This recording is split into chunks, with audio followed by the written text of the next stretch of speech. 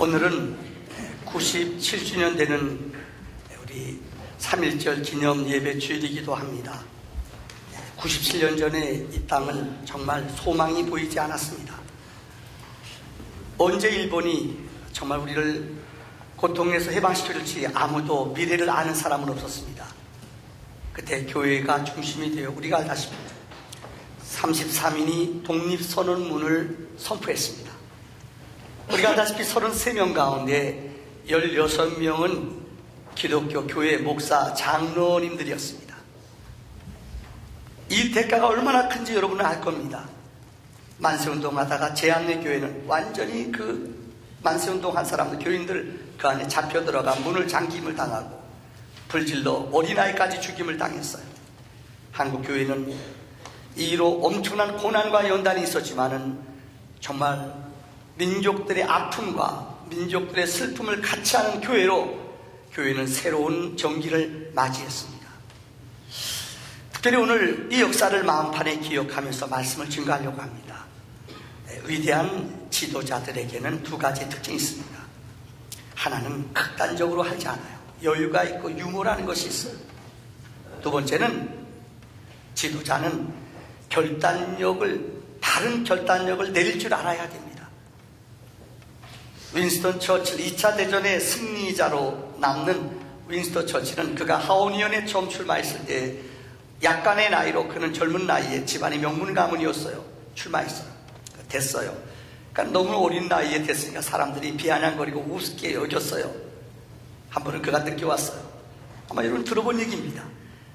그가 늦게 왔을 때 이 도동당 있는 자기들과 다른 당 사람들이 정적이 그에게 그래, 야, 이렇게 늦잠 자고 늦게 오는 사람이 어떻게 이렇게 국회의원이 될 수 있냐고. 근데 그가 아주 받아넘긴 멋진 말, 화내지 않았어요. 분내지 않았어요.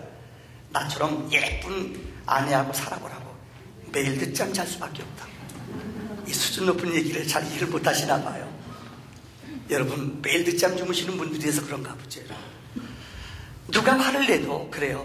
인생 살면서 극단적으로 나가는 건 미련한 거예요. 어디로 가건 어떻게 가건 더딘 것 같지만, 여러분, 우리 눈에는 너무 더딘 것 같지만 우리 인생이 여전히 가만히 지켜보세요. 다 인생이라는 것은 내가 못하는 것 같지만 다 흘러가고 세월이 지나면 이해가 되는 게 인생이에요. 윈스턴 처칠은 1940년도에 2차 대전 때 영국의 수상이 되었습니다. 그는 첫 번째 수상이 된 후에 그가 남긴 위대한 연설문을 여러분이 기억합니까? 조국에 내가 바칠 수 있는 것은 다만 피와 노력과 눈물과 땀, 이것만 내가 드릴 수 있다. 이 연설이 백성들의 마음을 하나로 묶었고 2차 대전의 그 어려운 역경 속에 승리하는 기폭제가 됐다는 것입니다. 백성들을 위해 내가 흘릴 수 있는 것은 여러분, 피, 노력, 눈물, 땀, 이것이 승리자가 되었다는 것입니다. 우리가 잘 아는 미국이 여러 가지 대통령 가운데 가장 존경받고 힘을 쏟던 사람이 우리 사랑 에브라함 링컨입니다. 또 하나는 존 F 케네디라고 있습니다. 이분 젊은 나이에 대통령, 미국 역사상 이렇게 젊은 나이에 된 사람 드물어요. 그러니까 소련에서 우습게 본 거예요. 후르시초프가 우습게 보고 취임한 지 100일 만에 쿠바에다가 미사일 기지를, 핵무기를 설치하는 거예요. 이것이 정보로 들어왔어요. 이것을 아는 존 F 케네디 대통령은 만약에 당신들이 소련을 향하여 선전포고를 했어요. 당신들이 무기를 그곳에 갖다 설치하면 우리는 그 배를 본토를 공격하겠다. 그럼에도 후르시초프는 담대하게 배를 태평양에 띄워서 이 미국 본토 옆에 쿠바에다가 이 기지를 설치하러 올라왔어요. 너무나 놀랍고 충격적인 게 진짜 온 무기를, 비상사태를 선포하고 이 무기를 싣고 오는 배를 공격하려고 본토에다 폭탄을 쏘려고 준비를 다 해놨어요. 후르시초프가 항복하고 돌아갔어요. 여러분, 그 당시에는 냉전 시대였습니다. 정말 위급한 일촉즉발의 위험한 시기 속에서 여러분, 나라를 구하는 위대한 결단이, 그는 암살대 세상을 일찍 떠났습니다만은 미국 사람들의 마음속에 존경받는 결단력 있는 지도자로 남고 있습니다. 우리나라도 마찬가지입니다. 1597년 여러분, 명랑이란 영화로 나왔어요. 우리가 잘 알다시피 이순신 장군은 원균의 모함을 받아 감옥에 갔어요. 모든 자기의 통수권 다 뺏겨버렸어요. 억울하죠. 나라가 위급한데 구할 사람이 다 도망가 버렸어요. 남은 배는 12척밖에 없어요. 그런데 여러분, 그 사람을 그 자리에 다시만 해군 사령부로 임명을 했어요. 그는 두말하지 않았어요. 영화에도 아마 여러분, 우리 한국의 영화 여러 가지 영화가 있습니다만은 제일 많이 본 영화가 바로 이 명랑이라는 영화예요. 자그마치 1760만 명이 봤대요. 제가 제일 감동받은 뭐예요? 국제시장, 이건 1450만인데 훨씬 2천, 이 몸에 200만 명이 또 봤어요. 명랑이라는 영화에 보신 분 꼭 기억날 거예요. 그때 임금님이 그에게 그 사명을 맡겼을 때에 그가 고백한 말, 아직 신에게는 12척의 배가 남아있사옵니다. 그리고 두말하지 않아요. 원망하지 않아요. 그 영화 보신 분 알 거예요. 부하 가운데 도대체 저들과 싸워 이길 자신이 없으니까는 거북선 하나 남은 거 불질고 도망가 버리잖아요. 얼마나 열불나고 화가 나요.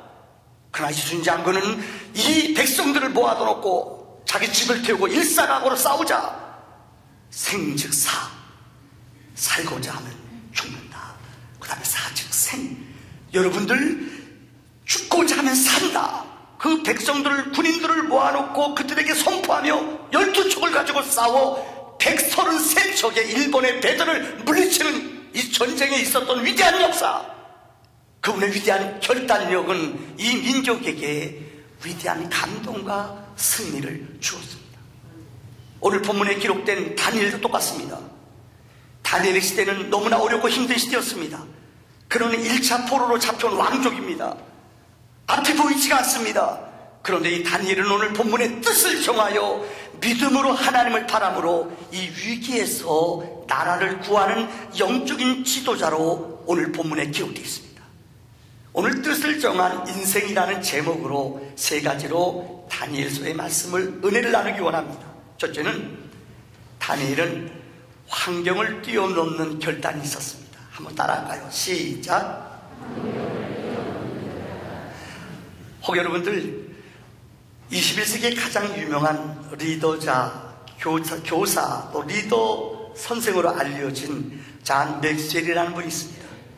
이분이 쓴 책 가운데 리더십의 가장 최고의 책이라고 불리어지는 열매 맺는 지도자라는 책이 있습니다. 이 책에 나오는 내용이에요. 한 수학 교수님이 박사과정에 들어온 그 대학원생들한테 그들을 불러놓고 이렇게 말했어요. 이 책은 여러분, 이 문제는 여러분 수준으로 풀 수 없는 아주 어려운 문제입니다. 여러분 수준으로 아무도 풀 수 없어요. 그런데 한번 1시간 시간을 줄 테니까는 풀어보십시오. 그 문제 하나를 딱 칠판에 썼어요. 1시간 시간을 주고 나갔어요. 근데 5분 후에 지각한 학생이 있었어요. 차가 교통사고 나서 늦게 도착했어요. 이 학생은 5분 늦게 들어왔어요. 근데 그 말을 듣지 못했어요. 이 문제는 여러분 수준으로 아무도 풀지 못합니다. 이 말을 아무도 듣지 못했어요. 이 학생은요. 그래서 이 학생은 열심히 풀었어요. 근데 놀라운 것이 1시간 지난 후에 30분 지났는데 이 학생은, 그 얘기를 못 들은 학생은 풀었어요. 나머지 학생들은 끙끙끙거리다 아무도 못 풀었어요. 잔 맥스웰은 이 책에서 이렇게 말합니다. 여러분, 우리에게 있는 선입관념, 우리 머릿속에 있는 잠재의식이 얼마나 우리에게 악영향이 되고 고통이 되는가. 우리 교육학에서 이런 얘기합니다. 미국에서 진짜 시험해 봤대요. 어느 학교 학생들, 고등학교 학생들을 모아다 놓고 1학년 학생들을 교장 선생님이 무작위로 20명을 뽑았어요. 가지고 선생님들에게 얘네들은 특별한 아이들입니다. 얘네들은 특별히 뽑은 아이들입니다. 이렇게 애들한테 가르쳐줬고 선생님도 그렇게 애들을 가르쳤어요. 1년이 지났어요. 똑같은 아들 가운데 무작위로 애들을 뽑았어요. 그런데 여러분들, 선생님들이 얘네들은 특별한 아이라는 인식을 가졌어요. 그 아이들에도 선생님이 너희들은 특별한 아이들이야, 특별한 아이들이야 인식을 갖게 했어요. 1년 지났는데 기적이 벌어졌어요. 애들이 다른 아이들보다 성적이 20%가 앞서더래요. 우리는 여기서 중요한 여러분들 동기부여를 알게 됩니다. 여러분, 이거 아무도 너희를 못 푼다고 선입관념으로 알려주니까 애들이 머릿속에 띵 기능이 나비가 돼요. 잠재력이, 능력이 나타나지 않아요. 그런데 이거 틀 수 있다, 이런 선입관념, 그런 것 없이 맞닥뜨린 학생은 틀 수 있다는 거예요. 오늘 본문의 말씀을 보세요. 다니엘이 1차 때 포로로 잡혀왔어요. 그는 16살 약간의 나이입니다. 어린 나이에 잡혀왔어요. 보세요. 성경에 보면 그는 환관자, 환관이 뭐예요? 내시예요. 130년 전에 열왕기하 20장 18절에 하나님은 이사야 선지자를 통하여 히스기야 왕한테 이렇게 예언했어요. 왕, 히스기야 왕이여, 너의 몸에서 날짜 그 아들 중에 사로잡혀가 바벨론 왕궁의 환관이 내시가 될 것이니라. 이게 130년 후에 히스기야 왕에게 선포된 말씀이 오늘 본문의 말씀에 130년 이후에 이루어진 거예요. 그는 16살 때 잡혀왔습니다. 꿈나면 꿈 많은 어린 나이 사춘기. 그러나 그는 어느 것도 응석부릴 친구도 없고 이웃도 없어요. 외롭고 힘든, 언제 이 자리에서 해방될지 누구도 몰라요. 근데 성경에 보면 그는 70년 동안 이스라엘, 다시 말해 이스라엘이 포로로 잡혀와 바벨론, 메데파사 이 왕국이 여러 번 바뀌면서 70년 동안 그는 총리로서 역사에 남는 위대한 일꾼이 되었다는 거예요. 무슨 말입니까? 인간적으로 보면 소망이 없어요. 어느 누구도 그를 도울 사람이 없어요. 그런데 그는 환경을, 자기의 형편을, 때를 난망하거나 두려워하는 것이 아니라 환난을, 환경을 극복하는 위대한 결단을 가질 때에 하나님의 그 얘기를 열어준 줄 믿습니다. 두 번째, 오늘 본문에 그는 뜻을 정한 결단을 했습니다. 8절의 말씀에 보면 그는 하나님 앞에 뜻을 정했다고 말해요. 이 뜻을 정했다는 말의 원어의 뜻은 하나님이 정하신 것 외에는 어느 다른 것에도 나는 순종하지 않겠다라는 뜻이에요. 오직 하나님만 두려워한다는 거예요. 오직 하나님의 눈만 의식한다는 거예요. 세상 사람 누가 뭐라 해도 나는 타협하지 않겠다. 이게 뜻을 정한 다윗의 인생이에요. 오늘 본문의 다윗은 두 가지의 뜻을 정했습니다. 하나는 거룩하게 살기로 결심했습니다. 성경에 보면은 거룩한 사람들이 있어요. 여러분, 이 땅에 살아간 많은 영적인 지도자들이 있어요. 그들의 공통점이 있어요. 첫째는 어린 시절에 그들은 다 부름받았어요. 오해하지 마세요. 나이 들어서 세상 것 다 떼묻고 세상의 모든 것 다 경험하고 하나님께 붙잡힌 것에 큰일 난다. 근데 어려워요. 하나님 쓰신 위대한 사람들은 어릴 적부터 구별 안 받고 어릴 적부터 여러분들 성결하게 살고 거룩하게 산 사람들이에요. 위대한 영적인 지도자들은 거의 10대 전에 하나님을 만나고 하나님을 회심하는 은혜를 받는 경험을 전부 다 10대 때 했어요. 나이 들어서 은혜 받은 분들 보세요. 아, 힘들어요. 너무 세상에 속된 것에 익숙해져가지고요, 은혜 받아도 다시 넘어져요. 옛날의 습관대로 또 넘어가요. 어떤 분은 전과 몇 번이었다 돌아온 사람들이 있어요. 제가 이름 되지 않을게요. 도적이었다가 은혜 받고, 어떤 분 정말 간증하러 다녀요. 근데 그분의 말로들이 대부분 꼬꾸라져요. 이유는 거룩한 것은 1, 2년, 3, 4년 수고해서 새로워지는 게 아니에요. 그 악습, 세상에 때묻은 것들, 이것을 고치고 끊어낸다는 게 보통 어려운 게 아니에요.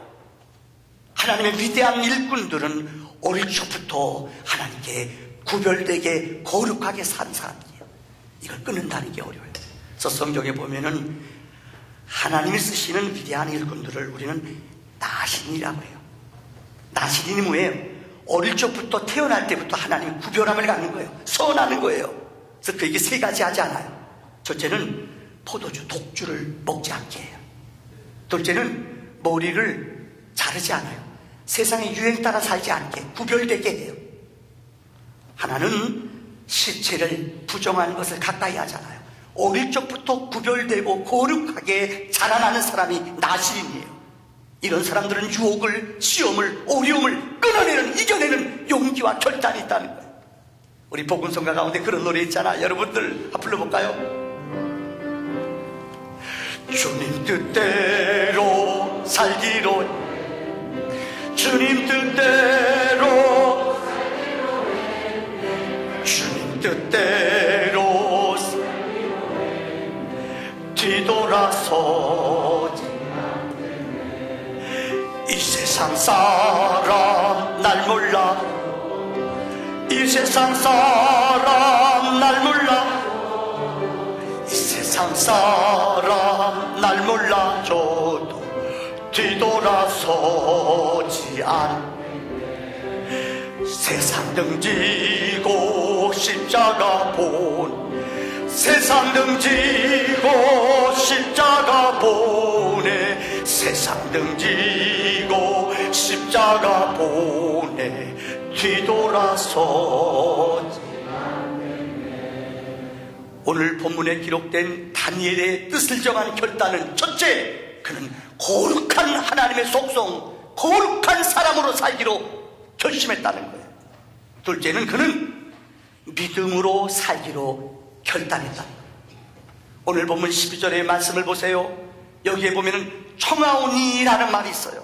환관장이 그 여러 나라에서 이스라엘만이 아니라 바벨론 나라에서 워낙 강대국이었기 때문에 여러 나라에서 포로들을 잡아왔어요. 그 왕족들을, 귀족들을 잡아왔어요. 인질로 잡아온 거예요. 그래서 3년 동안 그들에게 옷도, 그 다음에 음식도 구별되게 깨끗하게 입혀서 왕궁 앞에 쓰임받게 하는 거예요. 그러니까 이들이, 환관장들이 이들을 잘 못 돌보거나 이들이 초췌해지거나 얼굴이 망가지면 목숨을 잃어버릴 수도 있어요. 그런데 오늘 본문에 보세요. 다니엘을 청하오니 뭐라고 청하는 줄 알아요? 열흘 동안만 시험해 보세요. 왕이 주는 진미, 고기, 진수성찬 먹지 않겠습니다. 나는 채소, 물 먹겠습니다. 열흘 동안만 시험해 보세요. 이거 어려운 거예요. 근데 오늘 본문에 보면 그가 청하였더니 환관장의 마음이 움직였어요. 그래서 열흘 동안 진짜 야채만 먹고 채소만 먹고 물만 먹으며 지나게 했어요. 여러분, 이게 위대한 믿음의 선택이에요. 인생을 살면서 신앙인에게는 중요한 것을 선택할 때가 있습니다. 어느 것을 선택하느냐? 두 가지예요. 믿음을 선택하느냐, 세상을 선택하느냐. 어거스틴이라는 우리 기독교계의 가장 위대한 신학자요, 우리 기독교를 만들었다고 말해도 과언이 아니에요. 예수님 이후에 바울 위에 우리는 어거스틴이라고 말해요. 어거스틴의 쓴 책 가운데 하나가 참회록이라는 책이 있어요. 또 이번에 쓴 책 가운데 킹덤 오브 갓, 하나님의 나라, 하나님의 토성이라는 책이 있어요. 이 책의 내용은 다음과 같습니다. 어거스틴은 중세 우리 모든 신자들에게 정말로 좌표가 되는 위대한 신학을 우리에게 남겨줬어요. 믿음을 남겨줬어요. 그런데 이 땅에는 두 가지의 나라가 있다고 그 책에서 설명해요. 하나는 세상의 나라, 이걸 바벨론이라고 그래요. 또 한 나라가 있는데 하나님의 나라, 예루살렘. 여러분, 근데 바벨론, 세상의 나라의 특징은 자기중심적이에요. 나밖에 몰라요. 나만 영화롭고 나만 행복하고 나만 기쁘면 돼요.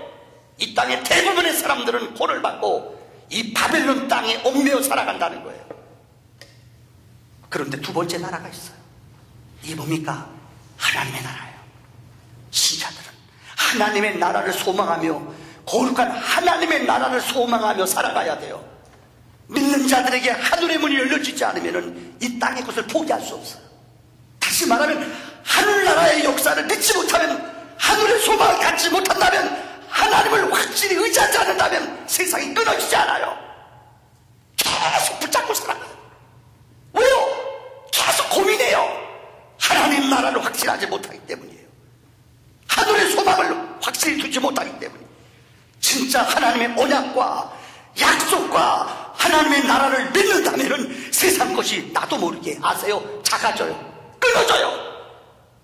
이게 하나님 나라의 역사예요. 여러분은 어디에다가 여러분의 마음을 빼앗기기 원하십니까?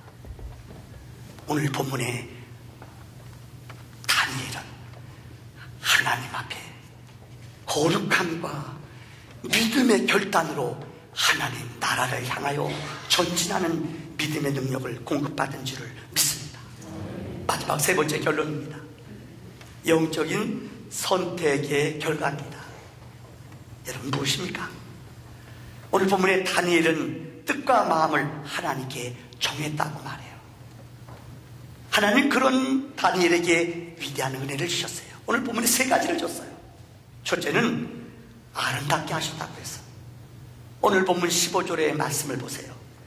하나님이 열흘 후에 그들의 얼굴이 더욱 아름답고 살이 더욱 윤택하여 왕의 음식을 먹는 어떤 다른 소년들보다 더 좋아 보인지라. 혹자들은 말해요. 자유주의 신학자들은 야, 다니엘은 채소, 이상구 박사가 얘기하는 채소 먹으면 뭐 여러분들 건강하다, 때깔이 좋아진다, 이렇게 해석하면 안 돼요. 하나님 앞에 열흘 동안 그가 온전히 믿음으로 하나님을 붙잡고 하나님의 약속대로 살기로 결심했어요. 뜻을 정했어요. 그랬더니 하나님이 그에게 은혜를, 하늘의 문을 여시고 그의 얼굴을 모든 사람들이 보는 앞에 아름답게 만들어주셨다는 거예요. 이거 가지고 논쟁, 신학적인 논쟁 벌일 필요 없어요. 아, 채소가 좋다, 뭐가 좋다, 고기가 나쁘다, 이런 얘기 아니에요. 하나님 앞에 뜻과 생각과 마음을 하나님께 최고의 것을 드리니 선택하니 하나님이 그의 삶을 부유하고 아름답게 만들어준다는 거예요. 여러분 예수를 택해보세요. 믿음의 길을 나가보세요. 하나님이 여러분의 가정을, 우리의 삶을 아름다운 가정으로 변화시키시는 줄 믿습니다. 어거스틴의 유명한 논쟁 가운데 이런 말이 있어요. 논쟁을 할 사람들을 논쟁하라.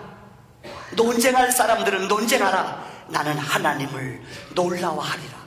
아주 어거스틴의 유명한 명언이에요. 한번 따라합시다. 시작. 논쟁할 사람들은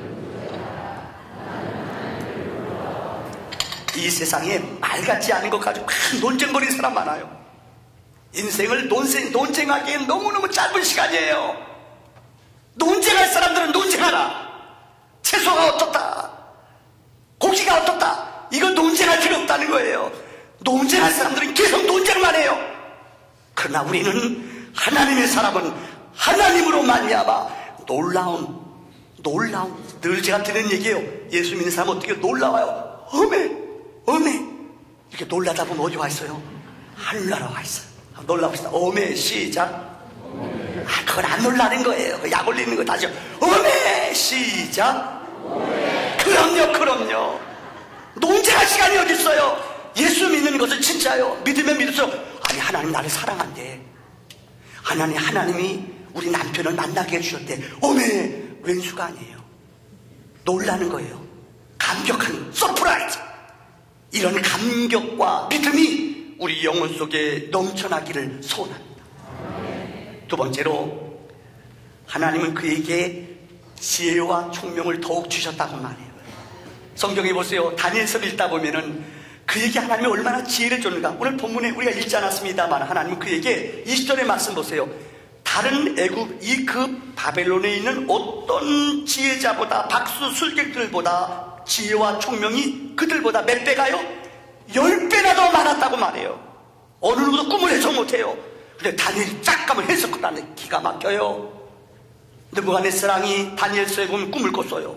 머리는 금, 가슴은 은, 이 허벅지 쪽은 동, 맨 종아리는 구리, 다시 말하면 흙. 이게 해석이 안 돼요.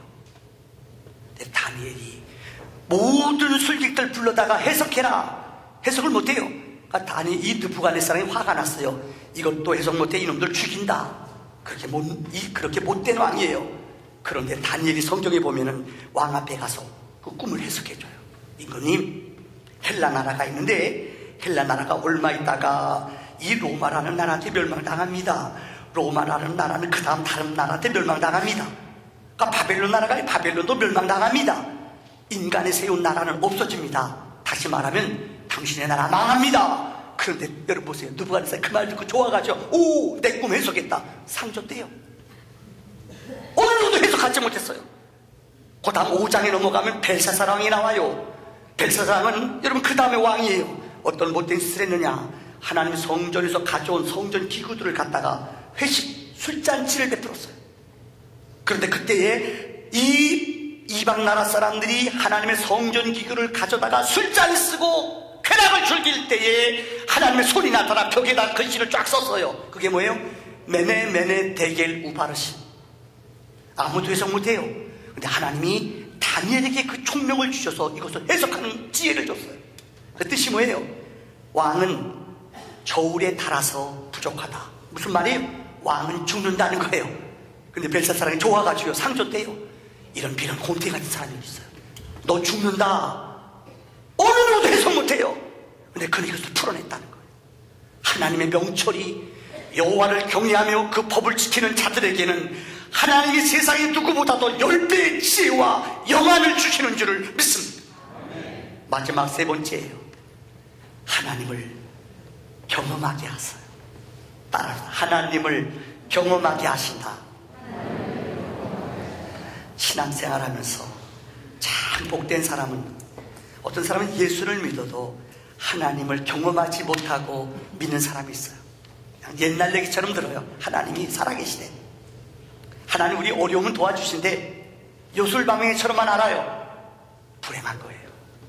근데 어떤 사람은 하나님을 믿더라도 하나님의 임재를, 하나님이 내 곁에서 나를 지키시고 나를 도우시고 나와 동행하는 분으로 믿는 사람이 있어요.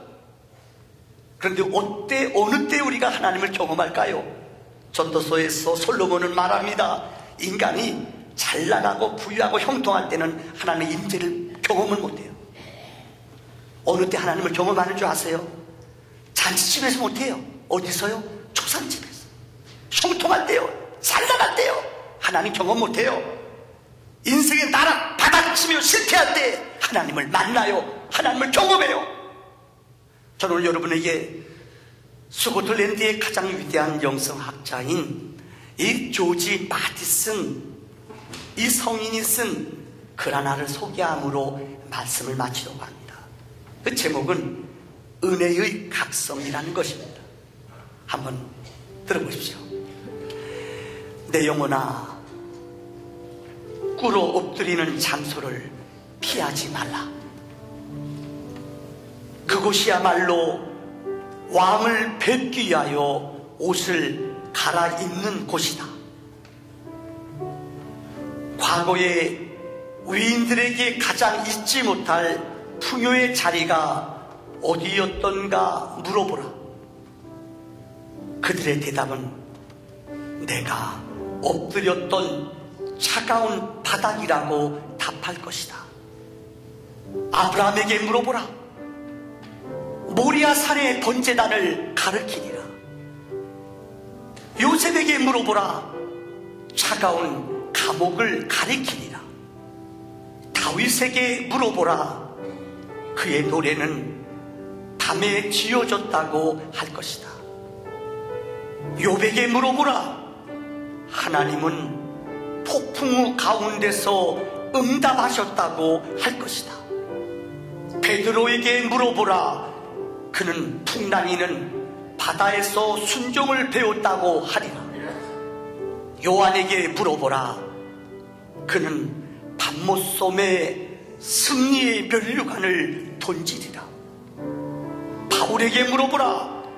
그는 자기의 눈을 멀리한 빛에서 주님의 영광을 보았다고 할 것이다.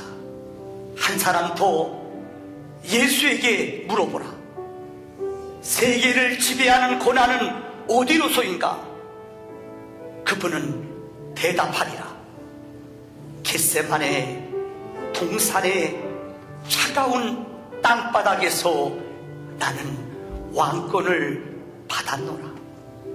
내 영혼아, 그대도 겟세마네에서 화관을 우더라. 그 쓴 잔을 마심이 면류관이 되리라. 그대의 외로운 시간이 왕관으로 바뀌리라. 절망스러운 날들이 기쁨이 될 것이요, 사막이 변하여 노래하며 조용한 산림의 나무들이 손뼉